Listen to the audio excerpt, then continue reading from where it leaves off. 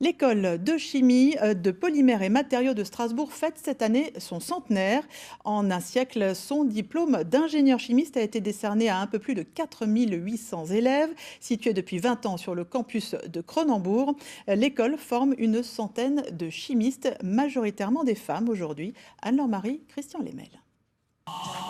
Déchiffrer une formule de chimie ou une chorégraphie avec la même facilité.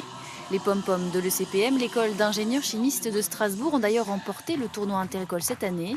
En faire partie, c'est comme une initiation à la famille de la chimie. Ça fait partie des traditions de l'école, tout le monde s'y plie et le fait avec plaisir et c'est...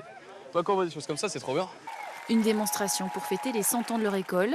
Initialement située rue Goethe, elle est aujourd'hui sur le campus de Cronenbourg. On va commencer par l'enfilambla. Vous venez? 100 ans, l'occasion pour les anciens de découvrir les nouveaux locaux et les nouveaux étudiants. Nous, on est une promo de 53. Dans la salle d'examen, les photos de chaque promotion, de quoi raviver quelques souvenirs. Vous êtes trouvé sur cette photo? Oui, je me suis trouvé, oui. Malheureusement, plus jeune. On va vous montrer les salles où on a anglais, allemand et on va parler avec une prof d'allemand. 2 langues obligatoires, des stages à l'étranger. Depuis les années 80, l'école a choisi de favoriser l'international. 40% de ses diplômés trouvent leur premier job hors de l'Hexagone. On a commencé à vraiment avoir des cours en anglais, en allemand. Moi, je suis une ancienne élève de l'école. J'ai eu l'électrochimie en allemand et je peux vous dire que faut s'accrocher. Évolution dans la mixité aussi. Françoise Darcy fait partie de la promotion 1962. Est-ce qu'il y avait beaucoup de femmes à l'époque? Très peu. Nous étions 4 sur 45. Et faire une place? C'était un peu dur. Et à la sortie aussi.